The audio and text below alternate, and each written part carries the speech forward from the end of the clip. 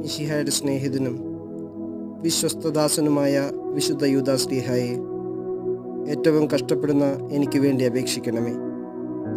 യാതൊരു സഹായവും ഫലസിദ്ധിയുമില്ലാതെ വരുന്ന സന്ദർഭത്തിൽ ഏറ്റവും ത്വരിതവും ഗോചരവുമായ സഹായം ചെയ്യുന്നതിന് അങ്ങേക്ക് വിശേഷ വിധിയായി കിട്ടിയിരിക്കുന്ന അനുഗ്രഹത്തെ അങ്ങ് ഉപയോഗിക്കണമേ. എൻ്റെ എല്ലാ ആവശ്യങ്ങളിലും വിശിഷ്യ ആവശ്യം പറയുക. അങ്ങേ സഹായം ഞാൻ അപേക്ഷിക്കുന്നു.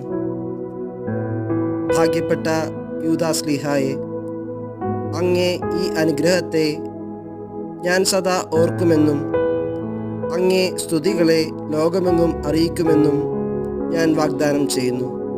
ആമേൻ.